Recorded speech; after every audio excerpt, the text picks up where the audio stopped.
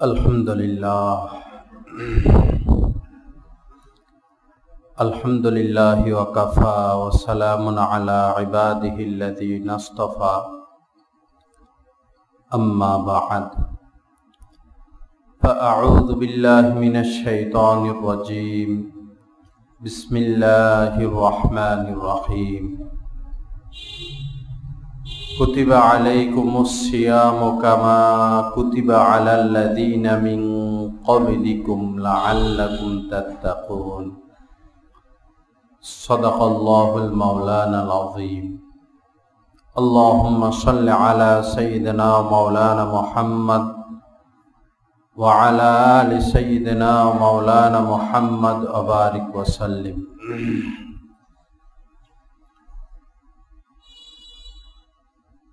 যখনই রজব এবং শাবান মাস আসতো, রজব এবং শাবান মাসের পরেই রমজান মাস। যখনই রজব এবং শাবান মাস আসতো তো রাসূল করিম সাল্লাল্লাহু তাআলা আলাইহি সাল্লাম এই দোয়া করতেন, আল্লাহুম্মা বারিক লানা ফি রজব ওয়া শাবান। আয় আল্লাহ, রজব এবং শাবান মাসে তুমি আমাদের জন্য বরকত দাও, বরকতময় করো। অবাল্লিগনা রমাজান, এবং রমজান পর্যন্ত আমাদেরকে পৌঁছিয়ে দাও। কেননা রমজান মাস অত্যন্ত মর্যাদা সম্পূর্ণ একটা মাস। বান্দা যেন আল্লাহ পাকের নৈকট্য হাসিল করতে পারে, গুনাহ মাফ করিয়ে নিতে পারে, পাক সাফ হতে পারে, নিজের আখিরাতকে সুন্দর করতে পারে, জীবনটাকে গুছিয়ে নিতে পারে। এজন্য আল্লাহ পাক রমজান মাস আমাদেরকে দান করেছেন। এটা আল্লাহ পাকের পক্ষ থেকে বান্দার জন্য বিশেষ দান স্বরূপ। যে আয়াতে কারিমা আমি তেলাওয়াত করেছি, এই আয়াতে কারিমার দ্বারাই আল্লাহ পাক রোজাকে, রমজান মাসে রোজাকে ফরজ করেছেন। এবং এই আয়াতের মধ্যেই আল্লাহ পাক জানিয়ে দিয়েছেন কেন আমি রমজান মাসে রোজাকে ফরজ করলাম। আল্লাহ পাক জাল্লা জালালুহু বলেন, কুতিবা আলাইকুমুস সিয়াম, তোমাদের জন্য রমজান মাসে রোজা রাখাকে ফরজ করলাম, ফরজ করা হলো, আবশ্যকীয় করা হলো। কামা কুতিবা আলাল্লাযীনা মিন ক্বাবলিকুম, যেভাবে তোমাদের পূর্ববর্তী উম্মতদের উপরও রোজাকে ফরজ করা হয়েছিল। অনেকে ভাবতে পারে যে শেষ জামানার উম্মত আমরা, রোজা কি শুধু আমাদের জন্যই এত কষ্ট? তা আল্লাহ আগেই জানিয়ে দিয়েছেন যে তোমাদের পূর্ববর্তী উম্মতদের জন্য রোজা ফরজ ছিল, যদিও রোজার ধরন ভিন্ন ছিল। তো কেন তিনি রোজাকে ফরজ করেছেন? আল্লাহ পাক বলেন, লাআল্লাকুম তাত্তাকুন, যেন তোমরা পরহেজগার হতে পারো, গুনাহ মুক্ত হতে পারো, পাক সাফ হতে পারো, পবিত্র হতে পারো, আল্লাহ পাকের খাস বান্দা হতে পারো। এজন্য রোজাকে ফরজ করা হয়েছে। এখন দেখা যায় মাশাআল্লাহ যারা রোজা রাখে তো রাখে, ফরজ তো আদায় হয়, কিন্তু যেই কারণে আল্লাহ রোজাকে ফরজ করছেন সেই কারণটা আমাদের মাথায় থাকে না। বহু মানুষের কথা শুনেছি, সেহরি তো খায়, সেহরি শেষ সময়ে তার নেশা ধূমপান করা, শেষটা শেষ করে ধূমপান দিয়া, মানে আছে আর 2-3 মিনিট, ওই 2-3 মিনিট সময়টাকে সে এভাবে কাজে লাগায় যে সিগারেট একটা ধরাইয়া নেয়, সারাদিন তো আর খাইতে পারবো না। আবার ইফতার করেই খেজুরটা মুখে দিয়েই সারাদিনের যে একটা চাহিদা তৈরি হয়েছে ওইটা ধরাইয়া ফেলে। তা আল্লাহ তো রোজাকে ফরজ করছেন যেন তোমার এই বদ অভ্যাসটা দূর হয়, তুমি যেন দূর করতে পারো, চেষ্টা করো, হিম্মত করো, সাহস করো। কিন্তু তুমি তো ক্ষতিপূরণ দিচ্ছ, এরপরে তারাবির আগে তারাবির পরে যতক্ষণ জাগ না থাকে ততক্ষণ, দিনের বেলায় তো আর পারবো না, যা খাওয়ার এখনই খাইয়া লই। তো যদি এমনই হয় অবস্থা, তাহলে রোজাকে ফরজ করার সার্থকতা, ফজিলত, উদ্দেশ্য আমাদের হাসিল হলো না। যেমন ড্রাই ওয়াশ আছে, ড্রাই ওয়াশ কেন? একটা জামায় যখন দাগ পড়ে বা অতিরিক্ত ময়লা হয়ে যায়, এই জামাটাকে ক্লিন করার জন্য, একেবারেই দাগহীন পরিষ্কার পরিচ্ছন্ন করার জন্য ড্রাই ওয়াশে দেওয়া হয়।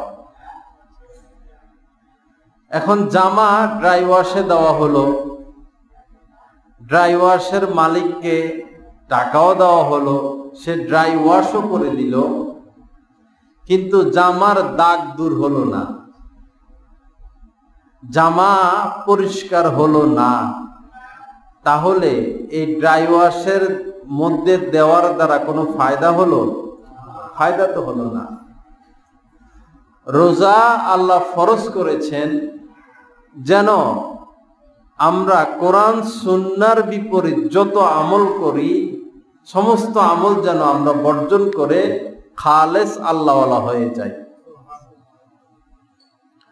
পুরুষের তুলনায় মহিলারা রোজা রাখে বেশি,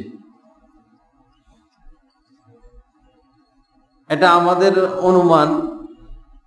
আবার তারা তারাবি কম পড়ে, রোজা রাখে, তারাবি কম পড়ে। যাকাত তো আছে, যাকাত ফরজ হয়, পুরুষের তুলনায় মহিলাদের উপর যাকাত বেশি ফরজ হয়। পুরুষের হাত অনেক সময় খালি থাকে, কিন্তু তাদের কাছে তো কিছু স্বর্ণ থেকেই যায়, কিছু স্বর্ণ আর কিছু নগদ টাকা মিলে যদি কোনো মহিলার ক্যাশ বর্তমান হিসাবে আনুমানিক 40,000 টাকা হয়, তাহলে ওই মহিলাকে যাকাত দিতে হবে, কোরবানি করতে হবে। হাজারো লাখো নারীদের উপর রোজা ফরজ, যাকাত ফরজ, কোরবানিও ওয়াজিব হয়ে যায়, কিন্তু বেখবর। তো মা বোনরা রোজা তো রাখে,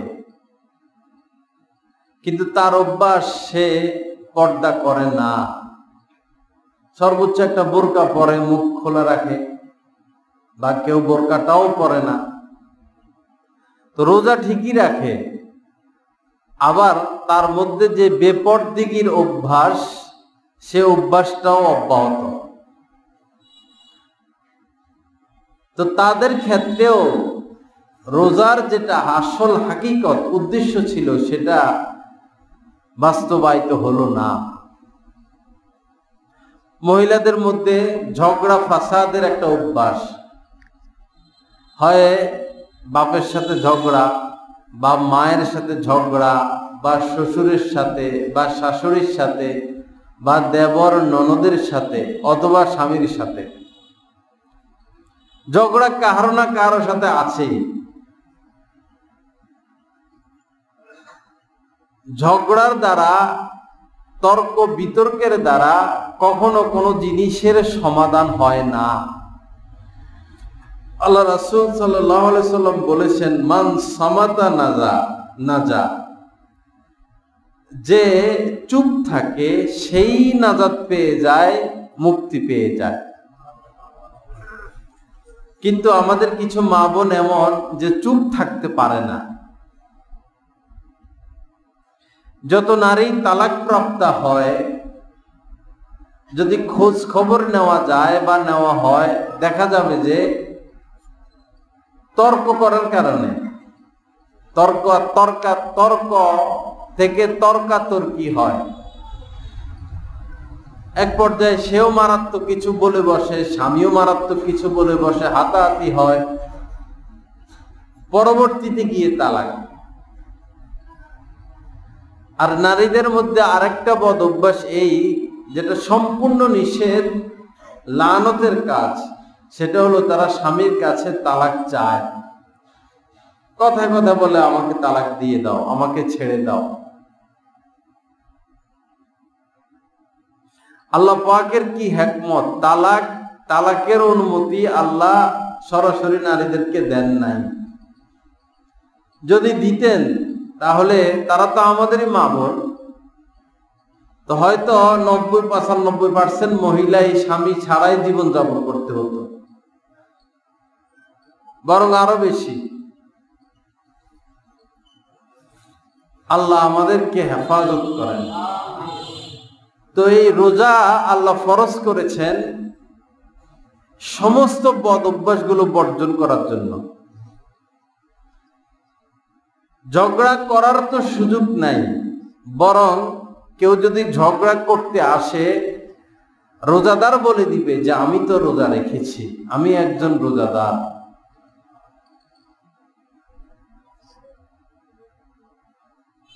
এভাবে নিজের বদ অভ্যাসগুলো বর্জন করতে হবে। স্বামীদের থেকে অন্যায় আচরণ, দুর্ব্যবহার আসাটাই স্বাভাবিক, কারণ এখন শেষ জামানা, নবুয়তি জামানা বহু আগে, আমরা নবুয়তি জামানার অনেক পরে, কিয়ামতের কাছাকাছি। এখন কোনো স্বামী বাইজিদ বোস্তামি হবে না, কোন স্বামী এখন খাজা মঈনুদ্দিন চিশতির মতো হবে না, আবার কোন স্ত্রীর রাবেয়া বস্তির মতো হবে না। উভয় পক্ষের মধ্যেই দুর্বলতা আছে, দুর্বলতা বাড়তে থাকবে।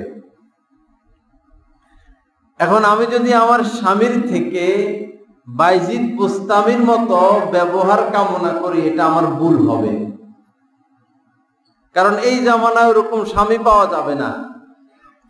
আবার স্বামীও যদি স্ত্রীর কাছ থেকে রাবেয়া বস্রিয়ার মতো এরকম সৎ আর নেককার খোঁজে, সৎ আর সততা খোঁজে, সেটাও তার জন্য ভুল হবে, কারণ সে স্বামী হিসাবেও তো ওরকম না। তো দুজনকেই কিছু ছাড় দিতে হবে, স্বামীর পক্ষ থেকেও কিছু ছাড়, স্ত্রীর পক্ষ থেকেও কিছু ছাড়। এই ছাড় এবং সমঝোতা, সংলাপ, পরামর্শ যদি স্বামী স্ত্রীর মধ্যে না থাকে, তাহলে তাদের সংসারটা সংসার নয়, বরং এটা আযাবের কারখানা। প্রত্যেক দিনই ঝগড়া, প্রত্যেক দিনই রাগারাগি, এটা তো ঘর সংসার হলো না। আল্লাহ আমাদেরকে হেফাজত করেন। তো রোজা আল্লাহ পাক দিয়েছেন এই সব বদ অভ্যাসগুলো বর্জন করতে, নববী আদর্শে আদর্শবান হওয়ার জন্য। আল্লাহ আমাদেরকে তৌফিক দান করেন। মার্কেটে মার্কেটে ঘোরা এটা একটা অভ্যাস। মহিলা একজন তার বাচ্চার জন্য কাপড় কিনতে যাবে, জামা কিনতে যাবে, সাথে আরো 2-3 জন মহিলা নিয়ে যায়। 2-3 জনের সাথে তাদের বাচ্চা কাচ্চাও আছে, জামা কিনবে একটা, আর দোকান অন্তত 10-15-20টা ঘুরে শেষ করবে। এই দোকানে এই জামার দাম এত, অমুক দোকানে কত বলে দেখি, অমুক দোকানে কত বলে দেখি। তো অযথা বাহিরে ঘুরেফেরা করতে আল্লাহ রাসূল নিষেধ করেছেন। ঘরে বেশি সময় অবস্থান করো।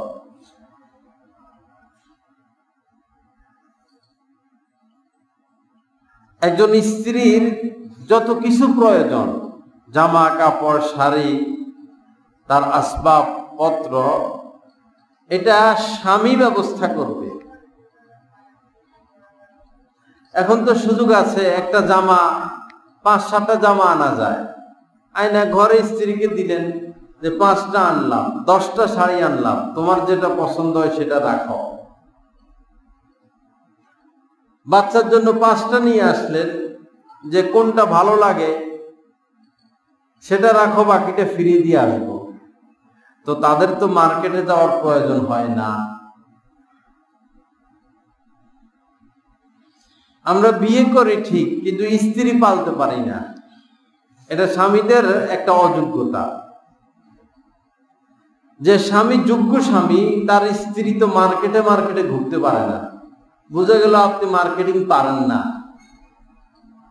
আপনি তার পছন্দ মতো জুতা, তার পোশাক, তার আসবাবপত্র তাকে দিতে পারেন না, এজন্যই তো সে বাইরে যায়। আপনি বিড়াল পালেন, আপনার বিড়াল তো আপনার ঘরে থাকবে, কিন্তু বিড়াল থাকে অন্যের ঘরে। কারণ কি? কারণ বিড়ালের যে খাদ্য খাবার এটা আপনি দিতে পারেন না, দেন না, তো সে তার ক্ষুধা নিবারণের জন্য অন্যের ঘরে যায়। যদি পুরুষরা, স্বামীগণ স্ত্রীর পরিপূর্ণ চাহিদা পুরা করত, তো আমার বিশ্বাস যে তারা মার্কেটে যাইতো না। আমরা ব্যস্ততা দেখাই, সময় দেই না, অর্থ ইনকাম নিয়ে ব্যস্ত, এটা আমাদের দুর্বল সাইড। আল্লাহ আমাদেরকে হেফাজত করেন। তো রোজাকে আল্লাহ পাক ফরজ করেছেন সংশোধনের জন্য, পরিমার্জনের জন্য, আল্লাহ ভীতি অর্জন করার জন্য, আল্লাহকে পাওয়ার জন্য, গুনাহ মাফ করানোর জন্য। এখন রোজা শেষ হয়ে গেল, রহমত, বরকত, মাগফিরাত তিনটা শেষ হয়ে গেল, রহমতও পাইলাম না, বরকতও পাইলাম না, মাগফিরাতও পাইলাম না, তো কি অর্জন করলাম? আর রমজানে আল্লাহ পাকের রহমত এত বেশি,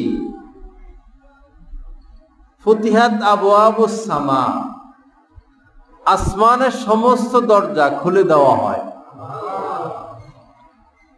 অন্য বর্ণনা এসেছে ফুতিহাত আবওয়াবুর রহমা, রহমতের যত দরজা, অর্থাৎ আল্লাহ পাকের রহমত, দয়া দেওয়ার যত কিছু আছে সব রমজান মাসে বান্দার জন্য উন্মুক্ত।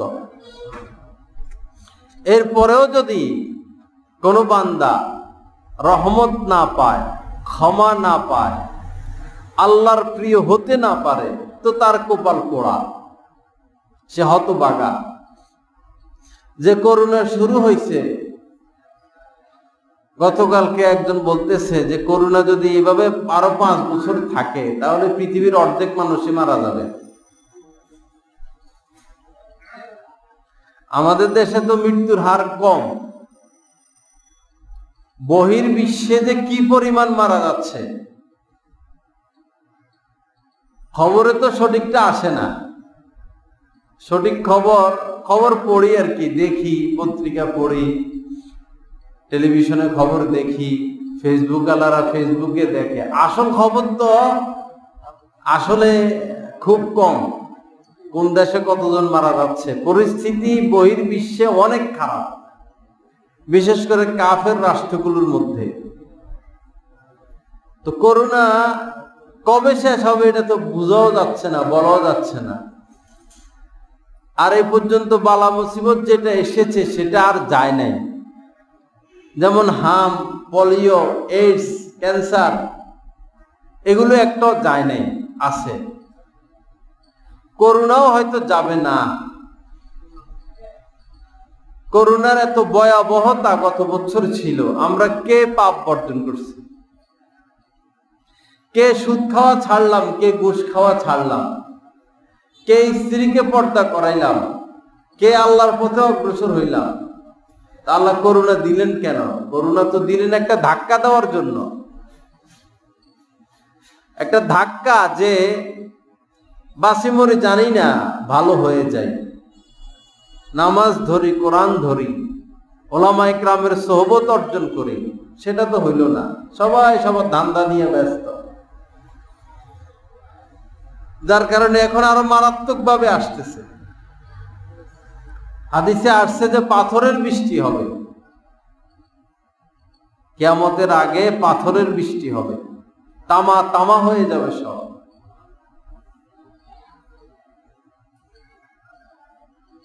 আল্লাহ রক্ষা না করলে আর কোনো রক্ষাকারী নাই।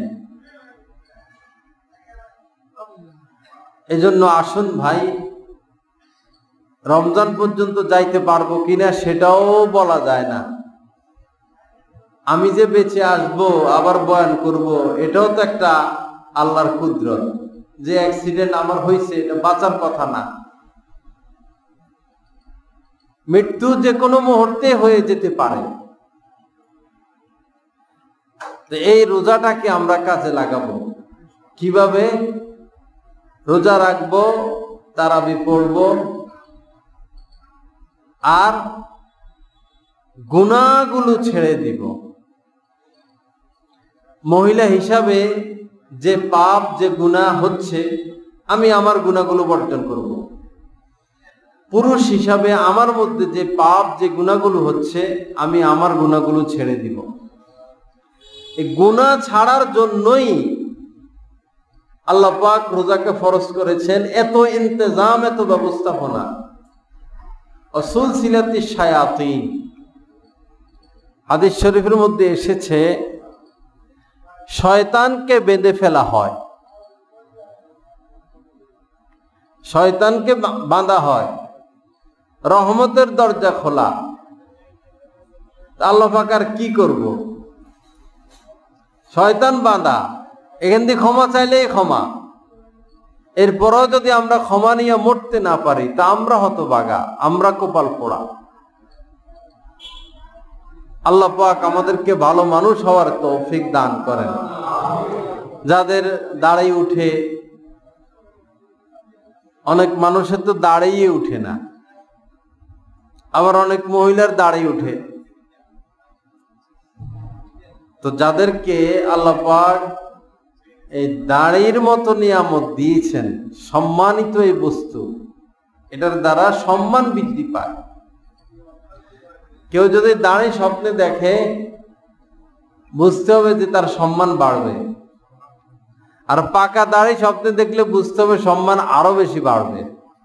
আর দাড়ি পাকা শুরু হওয়া মানে তার সম্মান বাড়তে থাকা। তো কত বড় নিয়ামত দাড়ি। তো রোজা রাখবো রমজানে, আবার সেবও করব, দাড়িও ছাঁচবো। তো রোজা দিলেন কিসের জন্য? এটা তো কবিরা গুনাহ, হারাম। এবং সবচেয়ে, এক দৃষ্টিকোণ থেকে সবচেয়ে মারাত্মক গুনাহ। কেউ একটা মিথ্যা কথা বললে ওই একটা মিথ্যা কথার গুনাহ আমলনামা লেখা হয়। একটা গীবত করলে একটা গীবতের গুনাহ লেখা হয়। একটা খুন করলে একটা খুনের গুনার আমলনামা লেখা হয়। আর দাড়ি যদি শেভ করা হয়, তো তার আমলনামা 24 ঘন্টা গুনাহ লেখা হয়। সে কাবা শরীফের চত্বরে হাজরে আসওয়াদ পাথরের সামনে সেজদায় পড়ে আছে, এটার সওয়াব তো লেখা হবে, কিন্তু ওই মুহূর্তেও যেহেতু দাড়ি নাই, শেভ করা, ওই মুহূর্তে কবিরা গুনাহ তার আমলনামা অটোমেটিক লেখা হতে থাকে। কত গুনাহ হচ্ছে, কত গুনাহ। যে নদী থেকে স্রোত প্রবাহিত, বা যে সাগর থেকে স্রোত প্রবাহিত হচ্ছে, কত পানি প্রবাহিত হয়ে যাচ্ছে, এটা তো হিসাব করা যাবে না। প্রবাহমান পানি, তদ্রূপ শেভ করলে এটা প্রবাহমান গুনাহ। কি পরিমাণ গুনাহ হচ্ছে, আমলনামায় কি পরিমাণ গুনাহ লেখা হচ্ছে, এটা অসীম। লেখা হইতেই থাকে, হইতেই থাকে, হইতেই থাকে। তো সামনে রমজান, আমরা পুরুষেরা এই নিয়ত করি সাহস করি যে নবীর এই ফুল বাগান আমরা নষ্ট করব না। রাজি আছি তো ইনশাআল্লাহ? আল্লাহ পাক আমাদেরকে তৌফিক দান করেন, হিম্মত দান করেন। দাড়িগুলো নিয়ে যদি কবরে যাইতে পারি তাও তো একটা টিকিট পাইলাম, তাও তো একটা কি পাইলাম? টিকিট পাইলাম। ঈদের সময় ট্রেনের একটা টিকিটের কত দাম?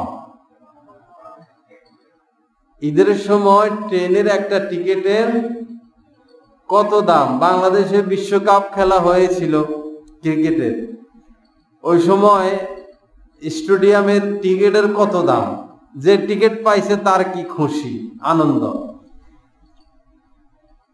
তো এটা তো সাময়িক একটা বিপদ বা আনন্দের একটা টিকিটের যদি এত মূল্য হয়, সেই বিভীষিকাময় অবস্থা কিয়ামতের ময়দান, যেদিন ভাইয়ের কাছ থেকে ভাই ফলাইবে, ইয়াউমা ইয়াফিরুল মারউ মিন আখিহি, এমন কঠিন দিন।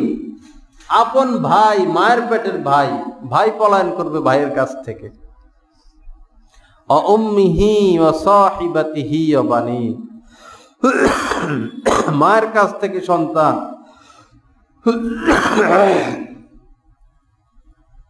ও আবিহি, পিতার কাছ থেকে তার সন্তান, ও সাহিবাতিহি ও বানি, স্বামীর কাছ থেকে স্ত্রী, স্ত্রীর কাছ থেকে স্বামী পলায়ন করবে। কেউ কাহাকে উপকার করবে না। বন্ধু বান্ধব তো দূরের কথা, সেই দিন যদি ছোট্ট একটা টিকিটও পাই, যে আল্লাহ কিছু আনতে পারি নাই, কিছু নাই, তোমার নবীর এই সুন্নত, তোমার নবীর এই ফুল বাগানটা আছে, আর কিছু নাই। কারণ যে যেভাবে মৃত্যুবরণ করবে সে সেইভাবে উঠবে,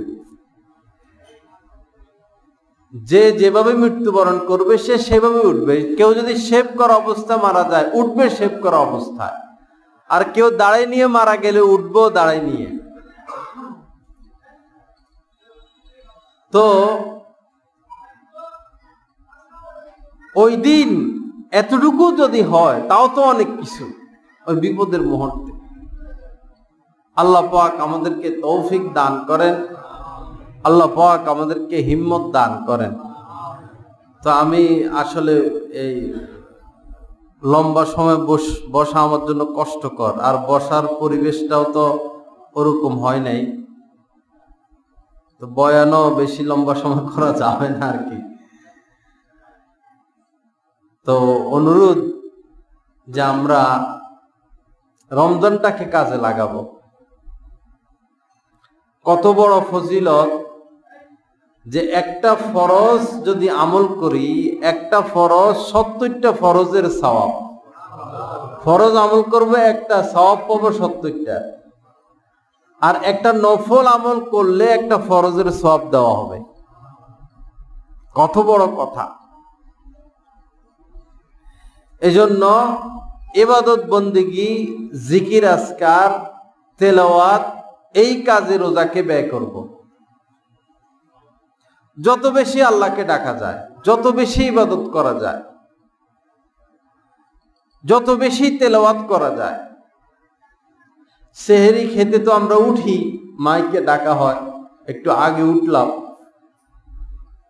উঠে ওযুটা করে আলাদা এক রুমে গিয়ে 2 রাকাত নামাজ পড়লাম বা 4 রাকাত পড়লাম, পড়ে আল্লাহর কাছে হাত উঠাইয়া কান্নার চেষ্টা করলাম, আল্লাহর কাছে চাইলাম। কানতে না পারলে কান্নার ভান করলাম, হাউমাউ করলাম। এই হাউমাউ আল্লাহর দরবারে অনেক দাম।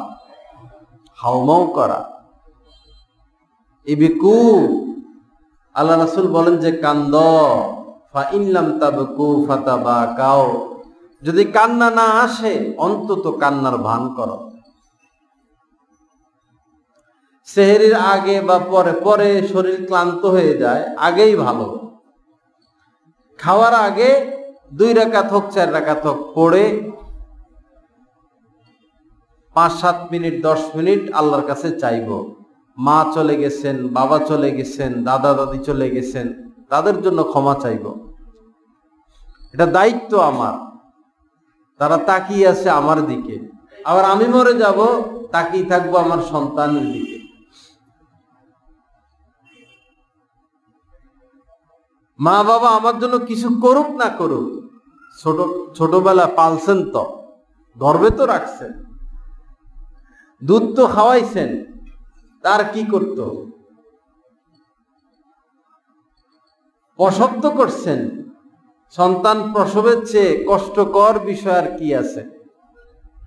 22টা হাড্ডি, শরীরের একটা হাড্ডি ভাঙলেই তো জান বের হয়ে যায়।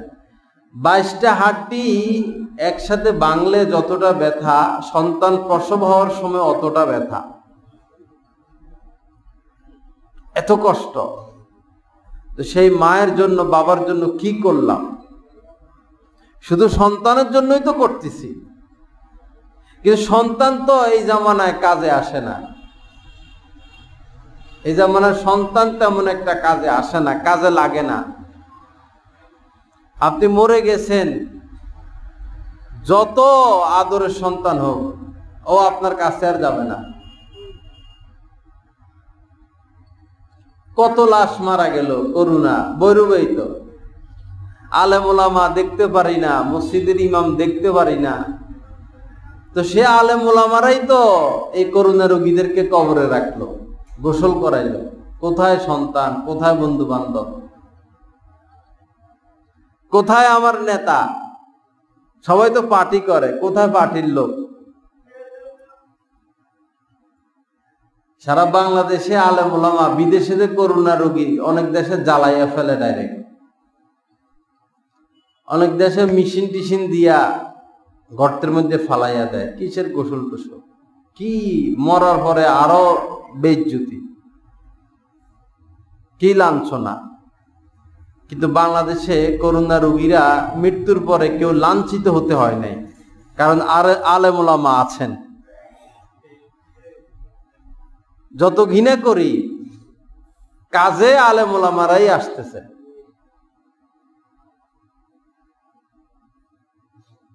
এজন্য আলেমদের সাথে সম্পর্ক আরো বাড়ানো, দুশ্মনী সৃষ্টি না করা। ভুল তাদের দ্বারা হতেই পারে, তারা তো মানুষ, তাদের ভুল না ধরা। একজন ইমাম কি তার পরিচয়? একজন ইমাম, সে তো আল্লাহ রাসূলের জায়গায় দাঁড়ানো। একজন মুয়াজ্জিন কি তার পরিচয়? একজন মুয়াজ্জিন তো হযরত বেলাল রাদিয়াল্লাহু তাআলা আনহুর স্থানে দাঁড়ানো। আমার টাকা আছে, পয়সা আছে, আমি সভাপতি হইলাম, সেক্রেটারি হইলাম, কিন্তু আমার তো হয়তো সূরা ফাতিহাটাও শুদ্ধ না, হয়তো আমি ওযুটাও পারি না। তা আমি কি নিয়ে কবরে যাচ্ছি, আর কাদের সাথে দুর্ব্যবহার করতেছি? আল্লাহ পাক আমাদেরকে সহিহ বুঝ দান করেন, আল্লাহ ইসলাহ এবং তাসকিয়া নসিব করেন। আপনাদের এই মসজিদে একটা মাদ্রাসা আছে, এটা শুনে খুব খুশি লাগলো।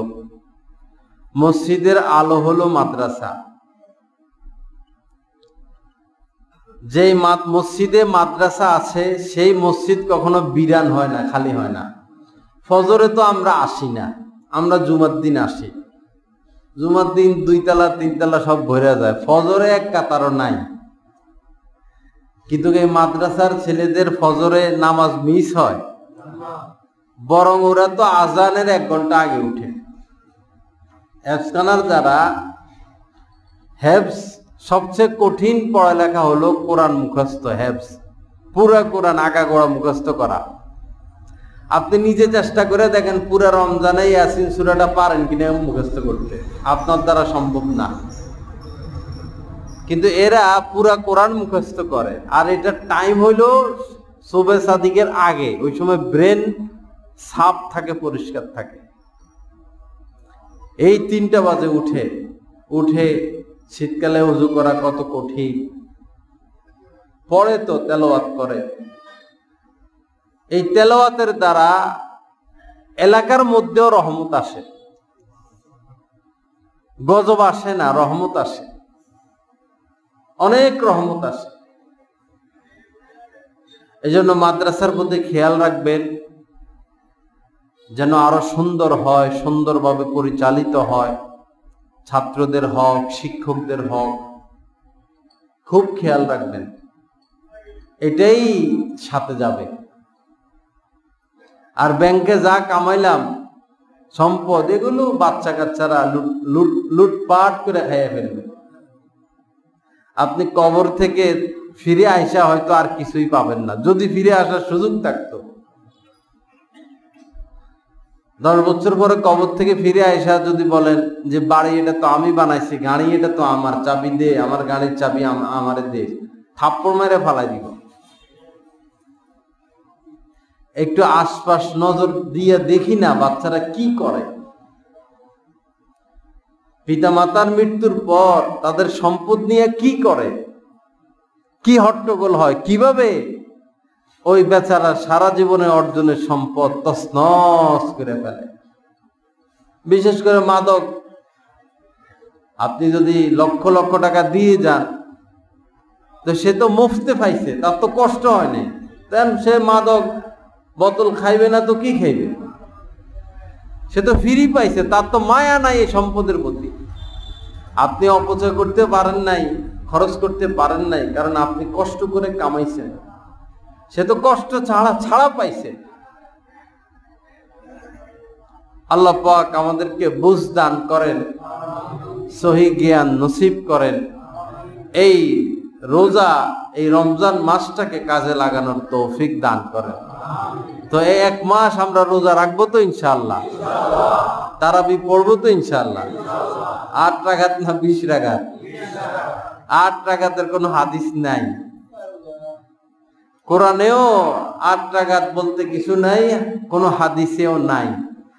যে হাদিসটা বলে এটা হলো তাহাজ্জুদের হাদিস। আল্লাহ রাসূল তাহাজ্জুদ পড়তেন, কখনো 8 রাকাত, কখনো 12 রাকাত, এরকম। এটা তাহাজ্জুদের হাদিস, এটা তারাবির না। রাসূলের জামানায়ও মসজিদে নববীতে, কাবাতে 20 রাকাত তারাবি হতো। হযরত আবু বকরের জামানায়, হযরত ওমরের জামানায়, হযরত উসমানের জামানায়, হযরত আলীর জামানায়, 4 খলিফার জামানায়ও 20 রাকাত হতো। ওই সিলসিলা আজ পর্যন্ত 20 রাকাত এখনো হচ্ছে, এমন কিয়ামত পর্যন্ত হবে।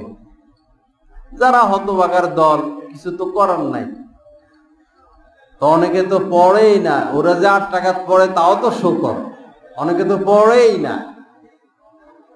তা আমরা 20 রাকাত পড়ার চেষ্টা করব। এবং বয়স্ক শিক্ষা যেটা রমজান মাসে বিভিন্ন মসজিদে হয়, যেহেতু এখানে হাফেজ সাহেব আছেন, আলেম আছেন, আমরা এটাও চালু করব মসজিদে। বাদ জোহর হোক, যে কোনো একটা সময়, যে অন্তত নামাজ পড়তে আত্তাহিয়াত, দুরূদ শরীফ, দোয়া কুনুত, দোয়া মাসুরা, সূরা ফাতিহা সহ আরো 4টা সূরা নামাজ পড়তে যা লাগে, যে আমাদের শুধু এগুলো শুদ্ধ করে দেন, আমরা তো এত পারবো না। বয়স্ক শিক্ষার মধ্যে চায় পুরা কোরআন শিখিতে, 1 মাসে তো সেটা সম্ভব না। বলবেন যে আমাদেরকে মস্ক করাইয়া দোয়া কুনুতটা শিখাই দেন, দোয়া মাসুরা শিখাই দেন, সানা, আত্তাহিয়াত, দুরূদ শরীফ, সূরা ফাতিহার সাথে আরো 4টা সূরা, বস নামাজ হয়ে গেল, ফরজ আদায় হয়ে গেল। এই বয়স্ক শিক্ষার ব্যাপারেও আমরা ফিকির করব। আরেকটা হলো যাকাত। যাকাত বাহিরের মাইক থেকে এতক্ষণ শুইতে দেওয়া হয়নি।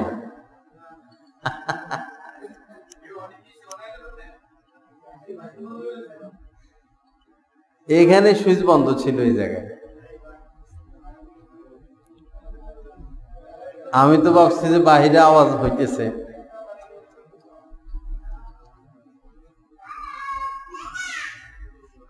তো অনেক বড় ক্ষতি হয়ে গেল, আমারও শক্তি শেষের দিকে। তো যাকাতটা আমরা দেওয়ার চেষ্টা করব ভাই। বছরে মাত্র 2.5% অথবা 40 ভাগের 1 ভাগ। আল্লাহ তো বললে এটাও বলতে পারতেন যে মাসে মাসে দিবা, বলতে পারতেন কিনা? মাসে মাসে দিবা, তখন কি অবস্থা হইতো? যদি বলতেন যে সপ্তাহে সপ্তাহে দিবা 2.5%, তখন কি অবস্থা হইতো? যদি বলতেন যে তোমার লাভের থেকে 2.5% দিয়ে দিবা প্রতিদিন, তখন কি অবস্থা হইতো? কিন্তু আল্লাহ পাক ধনীদের উপর কত বড় মেহেরবানি করছেন যে বছরে একবার ব্যাট দিছেন। আল্লাহর পক্ষ থেকে ব্যাট হইল বছরে একবার, তাও আল্লাহ নিবেন? আপনি একটা সাবান কিনবেন, সরকারকে ব্যাট দিতে হবে। একটা বেলেট কিনবেন, সরকারকে ব্যাট দিতে হবে। একটা টিকিট কিনলেন, ঢাকা যাবেন, ব্যাট দিতে হবে। একটা কলম কিনলেন, ব্যাট দিতে হবে। মোবাইলে 1 মিনিট কথা বলবেন একান্ত আপনার স্ত্রীর সাথে, তাও সরকারকে ব্যাট দিতে হবে। একটা টুপি কিনবেন, সরকার কিছু পায়। একটা জুতা কিনবেন, সরকার কিছু পায়। সবকিছুর মধ্যে ভ্যাট আছে। কিন্তু আসল সরকার যিনি, তিনি কত সহজ করলেন যে আমারে কিছু দিতে হবে না, আমার গরিবদেরকে দাও, আমার গরিবদেরকে দাও, তাও বছরে একবার দাও। ভৈরবে যত মানুষের উপর যাকাত ফরজ হয় বা হচ্ছে, তারা যদি তাদের যাকাতটা ভৈরবে 1 বছর, সব ধনীরা 1 বছর তাদের যাকাতটা ভৈরবে বিলাইয়া দেয়, পরের বছর ভৈরবে যাকাত নেওয়ার লোক পাওয়া যাবে না। এই পরিমাণ লোকের উপর যাকাত আসে। কিন্তু কি লাভ? জমায়া জমায়া জমায়া জমায়া পরে মৃত্যুর সময় তো এখন হেদেরকে তো করুণায় বেশি ধরে, গরিবরে কি আর করুণায় ধরে? করুণা তো বিআইপি রোগ। করুণা হলো বিআইপি মহামারী। এটা আসছে বিআইপিদের জন্য, যেটা বাস্তব আমরা দেখি। বিআইপিদের জন্য আসছে। রিক্সাওয়ালারা একজনও করুণায় মরে নাই। কাজের বুয়া, সুইপার, ক্ষেত কামারে, কৃষক, এই যে হাসপাতালে তো যারা সুইপার, এরাই তো করোনা রোগীর সব ফালায় টালায় ধরে, ডাক্তাররা তো আর ধরে না। তো একটা বুয়ারেও এই যে নার্স মানে আয়াটায়া এগুলা একটারও করোনা ধরে নাই, একটা মরে নাই। আর হেদের মাস্ক মুক্স নাই, হাতেও গ্লাভস নাই। আর হেরা ওই কি হ্যাক্সেল কই পাইবে, বেতন কত?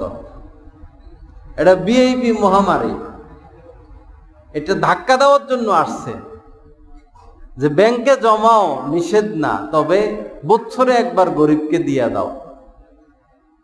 হাদিস শরীফের মধ্যে এসেছে, যারা সম্পদ সঞ্চয় করে কিন্তু যাকাত দেয় না, কাল কিয়ামতের দিন তাদের এই সম্পদকে সাপে আকৃতি দেওয়া হবে। মানে পুরাটা সম্পদ একটা সাপ হয়ে যাবে। যার সম্পদ যত বেশি হবে, সাপটা তত বড় হবে। এরপরে এই সাপটা দুই বর্ণনা আসছে। এই সাপ তাকে কিয়ামতের ময়দানে খুঁজতে থাকবে যে আমার মালিক কই। মালিককে সে খুঁজে বের করবে। তো এই সাপকে তার গলায় পেঁচানো হবে। সাপের প্যাঁচ যে কি মারাত্মক! বাঘ মরে যায় সাপের প্যাঁচে পড়ে। তাদের প্যাঁচে শক্তি, পেটে শক্তি, পেট দিয়ে হাঁটে, তাদের তো হাত নাই। গলায় পেঁচানো হবে। পরিস্থিতি এই হবে, না সে নিঃশ্বাস নিতে পারবে, না নিঃশ্বাস ছাড়তে পারবে। যদি ফাঁসি দেওয়া হয় তাহলে নিঃশ্বাস বন্ধ হয়ে মানুষ মারা যায়, 1-2 মিনিট 3 মিনিটে মরে যায়। সীমাহীন কষ্ট, নিঃশ্বাস ছাড়তেও পারে না, নিতেও পারে না, সীমাহীন কষ্ট। তো সাপে যখন পেঁচাইয়া ধরবে কিয়ামতের ময়দানে, না নিঃশ্বাস নেওয়া যাবে না নিঃশ্বাস ছাড়া যাবে। বুঝে দেখুন কষ্টটা কত। এখানেই শেষ নয়, এরপরে সাপ ওই ধনী ব্যক্তির 2 গালে কামড় দিবে আর বলবে, আমি তোমার সেই সঞ্চিত সম্পদ, যেই সম্পদের জন্য জীবন উৎসর্গ করেছ, আমি অন্য কেউ না, আমি তোমার সেই সম্পদ। এজন্য বাবা, আল্লাহর রাস্তে আমরা সাহস করি, যত টাকা আসুক আমরা যাকাত দিব। রাজি আছি তো ইনশাআল্লাহ? আল্লাহ পাক তৌফিক দান করেন। আর রোজা আল্লাহ যে জন্য ফরজ করেছেন এটা মাথায় রাখবো, লাআল্লাকুম তাত্তাকুন। প্রয়োজন এটা মুখস্থ করে নিব। রোজা কেন ফরজ করেছেন? লাআল্লাকুম তাত্তাকুন। রোজা কেন ফরজ করেছেন? লাআল্লাকুম তাত্তাকুন, যেন তোমরা গুনাহ মুক্ত হও, পাপ মুক্ত হও, অপরাধ মুক্ত হও। ভাই, আমরা বাংলাদেশিরা যদি অপরাধ মুক্ত হয়ে যাই, এই দেশে আর র্যাব লাগবে? পুলিশ লাগবে? দরকার নাই তো। র্যাব পুলিশ তো অপরাধ দমনের জন্য। আমরা প্রত্যেকেই যদি নিজের জায়গায় ভালো হয়ে যাই, তাহলে একজন র্যাবেরও দরকার নাই, একজন পুলিশেরও দরকার নাই, একটা থানারও দরকার নাই, একটা আদালতেরও দরকার নাই, যদি আমরা ভালো হয়ে যাই। সমস্যা তো এটা, ভালো তো হই না আমরা, কিন্তু মনে আশা আছে ভালো হয়ে যাবো। মুমিন হিসাবে সবার ভিতরে এই একটা জাগরণ আছে, চিন্তা আছে, ভালো হয়ে যাব, কিন্তু ভালো হই না। ভাই, ভালো হয়ে যাবো তো কবে ভালো হবো? সময় কই? ভালো হয়ে যাবো এই করতে করতে যদি মরে গেলাম, করোনায় ধরে ফেললো, এইডসে ধরে ফেললো, ক্যান্সারে ধরে ফেললো, আর ইবাদতের সুযোগ কই? আর মসজিদে আসতে পারবো? আর দাঁড়াইয়া নামাজ পড়া, মন খুলে সেজদা দেওয়া পারবো? অসুস্থ হওয়ার আগে, বৃদ্ধ হওয়ার আগে, বৃদ্ধ হইলে প্রস্রাব ধরে রাখা, ওযু ধরে রাখা কঠিন, বেশি সময় নামাজে দাঁড়ানো কঠিন। জোয়ান বয়স হচ্ছে ইবাদতের বয়স, জোয়ান বয়স হচ্ছে আল্লাহকে পাওয়ার বয়স। আসুন আমরা ভালো মানুষ হই, সৎ কাজ করি, কৃপণতা বর্জন করি।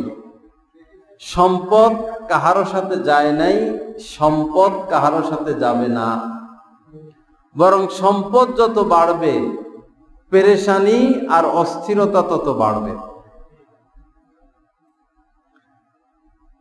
এটা একটা পেরেশানির কারণ। এটা গুম কেড়ে নেয়। বেশি সম্পদশালীরা বেশি আরামে ঘুমাইতে পারে না।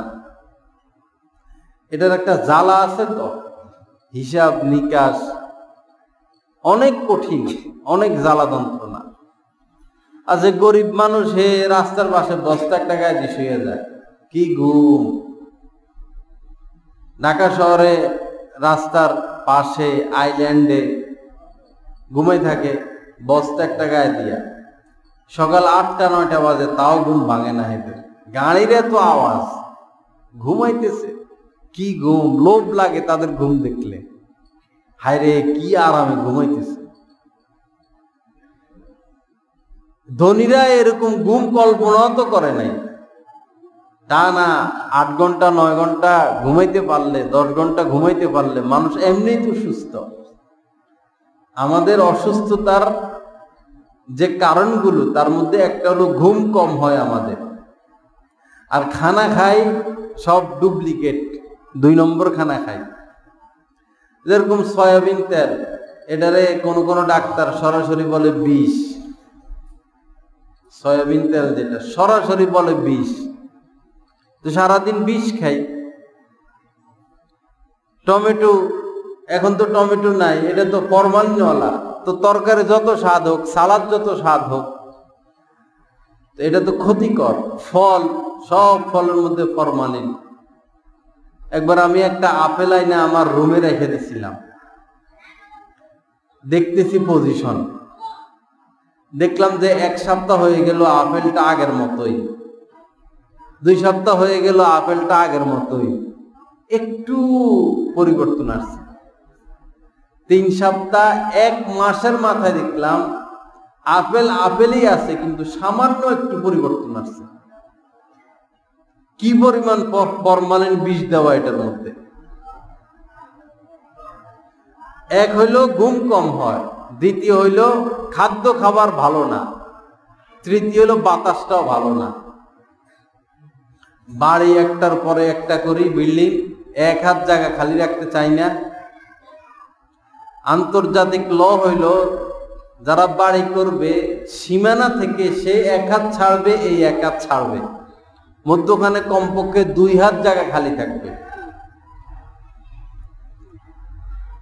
কমপক্ষে। কিন্তু আপনি সুস্থ থাকতে হলে, ভালো বাতাস পেতে হলে আপনি 2 হাত ছেড়ে দেন, 3 হাত ছেড়ে দেন, সেও 2-3 হাত ছেড়ে দেন। জানালাটা বড় বানান, আর ওই গ্যাপে গাছ লাগাইয়া দেন, গাছ অর্ধেক রোগ ভালো হয়ে যাবে। এখন 1 হাত জায়গা ছাড়বে তো দূরের কথা, 1 আঙ্গুল ছাড়তে কেউ রাজি নেই, আর কেউ ভুলেও গাছ লাগায় না। গাছই তো পরিবেশ সুন্দর রাখবে। গাছ কোথায়? পুরা এই এলাকায় গাছ কোথায়? টাকা আছে 1 কোটি টাকা, এটা তো ব্যাংকে পড়ে রয়েছে, এটা দিয়ে আমার লাভ কি? এটা তো আমার কোনো উপকারে আসতেছে না। আপনার স্বর্ণ আছে 100 ভরি, এটা আপনার কি উপকারে আসতেছে? আপনার উপকারে আসবে আলো বাতাস।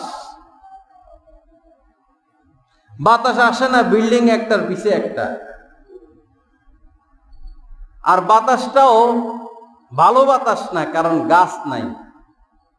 বৃক্ষরোপণ এটা সদকায়ে জারিয়া। কেউ যদি গাছ লাগায়, এটা সে একটা সদকায়ে জারিয়ার কাজ করলো। গাছ লাগানোর প্রতি বহু উদ্বুদ্ধ আল্লাহ রাসূল করে গিয়েছেন, কিন্তু আমরা গাছ কাটা কাটা ফার্নিচার বানাইতে পারি। ঘরে ফার্নিচারের অভাব নাই, বা এগুলো আসলো কোথায় থেকে? কাঠ থেকে। তো আমি তো জীবনে একটা গাছও লাগাইলাম না, কিন্তু ব্যবহার তো করতেছি কয়েকটা গাছ। শরমও তো থাকা উচিত।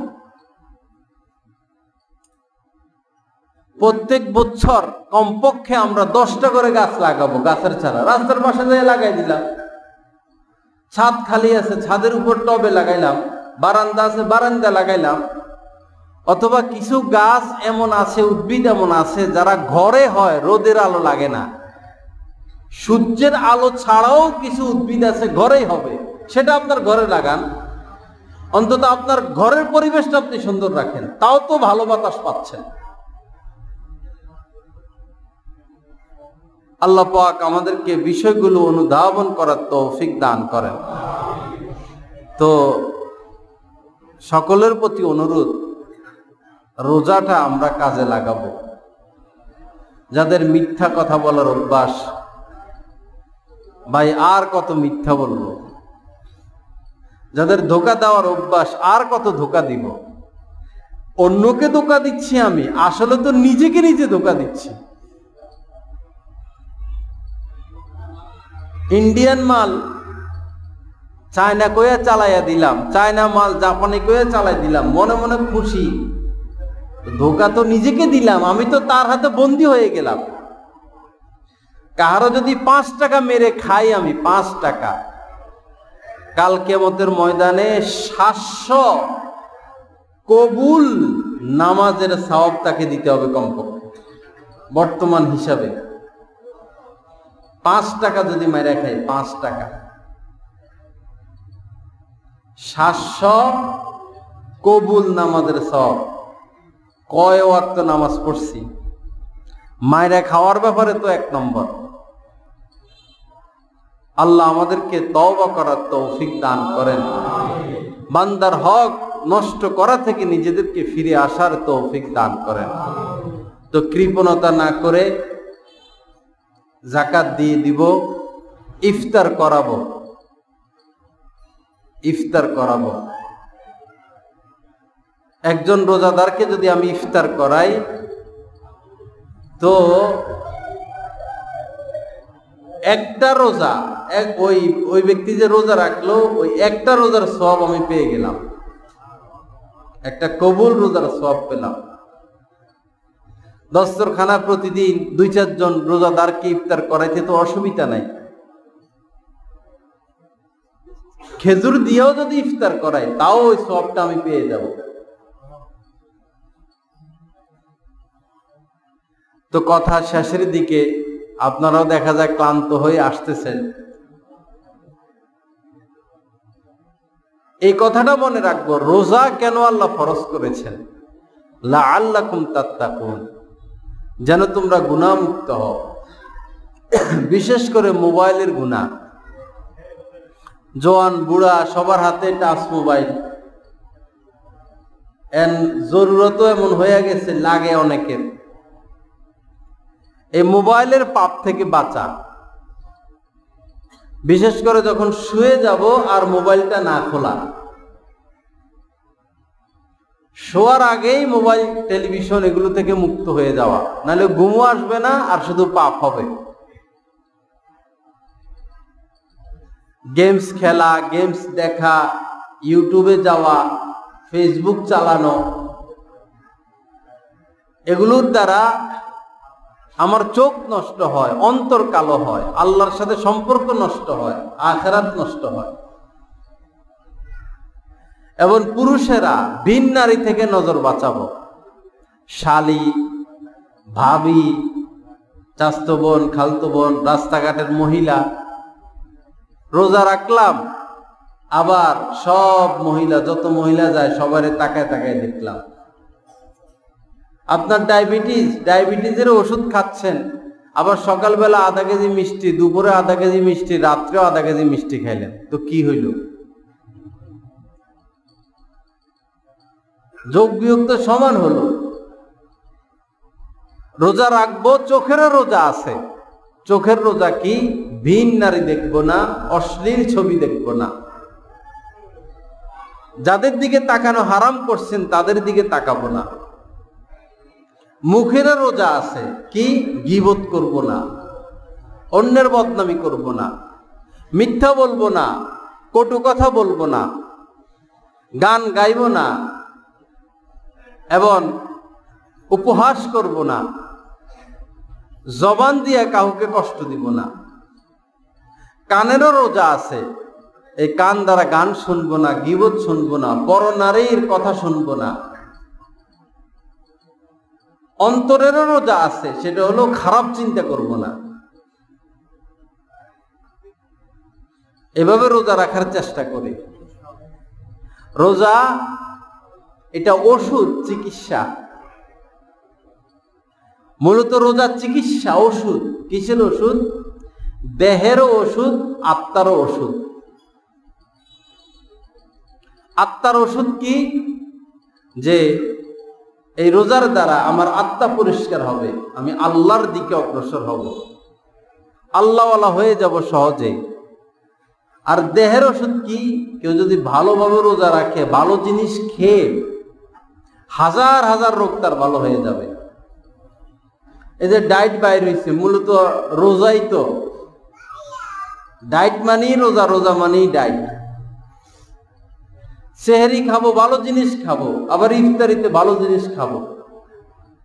ভাজা পোড়া, সয়াবিন তেল, বাজারের আলু চপ, বেগুনি, পেঁয়াজ, এগুলো খাইলে তো সারাদিন আমার শরীরের যে উপকার হইল, এগুলো খাইয়া তো আরো বিষ মারলাম, আরো শেষ করলাম নিজেকে। রোজা আত্মারও চিকিৎসা, দেহেরও চিকিৎসা, আল্লাহ প্রদত্ত। হাজার রোগ থেকে মানুষ ভালো হয়ে যায়। ডায়াবেটিস ভালো হয়ে যায়, গ্যাস্ট্রিক ভালো হয়ে যায়, বাত ভালো হয়ে যায়, শত শত রোগ ভালো হয়ে যায় রোজার দ্বারা। আল্লাহ পাক আমাদেরকে ভালো মানুষ হওয়ার তৌফিক দান করেন। আল্লাহ পাক আমাদেরকে ইসলাহ তাজকিয়া নসিব করেন, সমস্ত গুনাহ বর্জন করার তৌফিক দান করেন। যদি কারোর সাথে দুশ্মনী থাকে, দুশ্মনী চলতেছে, দুশ্মনী মিটিয়ে ফেলবো। নিজের একটু ক্ষতি হোক, তার ভুল আমি মাপ চাইয়া নিব। ভাই কয়দিন আর বাঁচব? দুশ্মনী মিটিয়ে নেওয়া, কারোর সাথে দুশ্মনী না রাখা, মুসলমান ভাইদেরকে দুশ্মন মনে না করা। কেউ বাংলাদেশের আওয়ামী লীগ করে, কেউ বিএনপি করে, কেউ জামাতে ইসলাম করে, কেউ চরমনাই, আবার কেউ ওয়াহাবি, আবার কেউ সুন্নি। মোট সর্বমোট সবাই তো মুসলমান। সর্বমোট সবাই মুসলমান না। এক মুসলমান আরেক মুসলমানের সাথে দুশ্মনী রাখা নিষেধ। কালেমা নিয়ে তোবা করে মরলে ওয়াহাবিও জান্নাতে যাবে, সুন্নিও জান্নাতে যাবে। কালেমা পড়ে তওবা করে মরলে আওয়ামী লীগের ভাইরাও জান্নাতে যাবে, বিএনপি ওয়ালারাও জান্নাতে যাবে। তো দুশ্মনী করার কি দরকার? মিলেমিশে থাকি, মহব্বতের সাথে থাকি। আল মুসলিম ও আখুল মুসলিম, আল্লাহ রাসূল বলেছেন এক মুসলমান আর এক মুসলমানের ভাই। আমরা ভাই ভাই, এটা আমাদের বড় পরিচয়, দল বড় পরিচয় না। আপনি করুণায় মারা গেলে আপনার দলের নেতা হোক বা নেত্রী হোক আসবে না, আপনার প্রতিবেশী আসবে, আপনার ভাই আসবে। তো দলের কারণে বা ওয়াহাবি সুন্নি এ সমস্ত বিষয়ের কারণে কারোর সাথে দুশ্মনী না রাখা, এটা নবীর সুন্নত না। নবী কাফেরদেরও খেদমত করেছেন, নবী কাফেরদের সাথে দুর্ব্যবহার করেন নাই, কাফেরদেরকে কষ্ট দেন নাই। কিন্তু আমরা শুধু ওয়াহাবি সুন্নি সামান্য পার্থক্যের কারণে দুশ্মন মনে করি, দূরে ঠেলে দেই। এটা উচিত না, ঠিক না। এটা আমাদের আসল পরিচয়, আমরা মুসলমান। সাম্মাকুমুল মুসলিমিন, আল্লাহ পাক বলেছেন তোমাদের বাবা ইব্রাহিম তোমাদের নাম রাখছেন মুসলমান। তোমরা ওয়াহাবিও না, তোমরা সুন্নিও না, মূলত তোমরা মুসলমান। আমরা মুসলমান।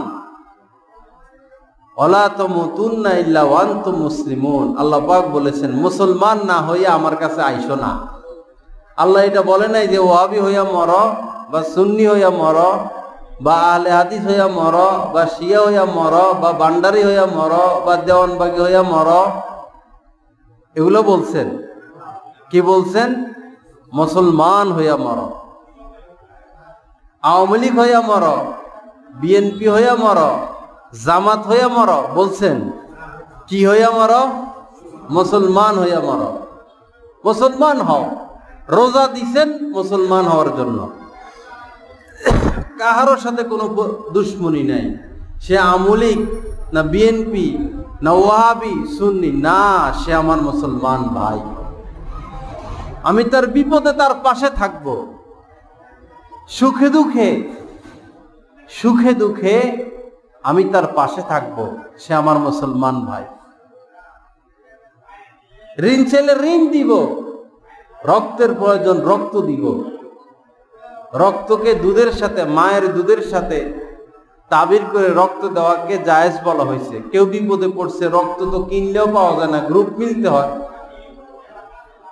এলাকার কেউ অসুস্থ, রক্তের দরকার, ছুটে যাব, রক্ত দিব, সওয়াবের কাজ। কেউ অ্যাক্সিডেন্ট হলো, 2 লাখ 5 লাখ টাকার দরকার, গরিব মানুষ, কি ওয়াহাবি কি সুন্নি কি আওয়ামী লীগ কি বিএনপি, আমার প্রতিবেশী অসুস্থ, এখন মাঠে নেমে যাব, 10-15 জন 20 জন মাঠে নামবো, রাস্তায় নামবো, ঘরে ঘরে যাব, যে অমুক অসুস্থ, চিকিৎসা করতে হবে, যা পারো দাও। মানুষ খুশি হইয়া দিবে। অমুক গরিবের মেয়ে বিয়ে হয় না, বিয়ে ঠিক হইলো, আসো আমরা 10 জন মিলে বিয়ের ব্যবস্থা করি। অমুক লোক মারা গেল, তার স্ত্রী বিধবা হয়ে গেল, বাচ্চা এতিম হয়ে গেল, চলো আমরা তাদের দায়িত্ব নিয়ে নেই। সামনে রমজান আসতেছে, আমরা হিসাব করি এলাকার মধ্যে কয়জন বিধবা, কয়জন গরিব, কয়জন এতিম, তাদের সেহরি ইফতারের ব্যবস্থা করা, ঈদের জন্য তাদের সেমাই, তারপরে ভালো পোশাকের ব্যবস্থা করা। এটা না সামাজিক কাজ, এটা না আসল কাজ। দল দিয়ে কি হবে? সারা জীবন দল করছেন, মরার সময় কি নিয়ে গেলেন? আর সামাজিক কাজগুলো করলেন, আপনি তো সাগর নিয়ে যাচ্ছেন, পাহাড় পর্বত নিয়ে যাচ্ছেন। বোট আসছে, এখন শুধু 500 টাকা বাইর করতেছেন।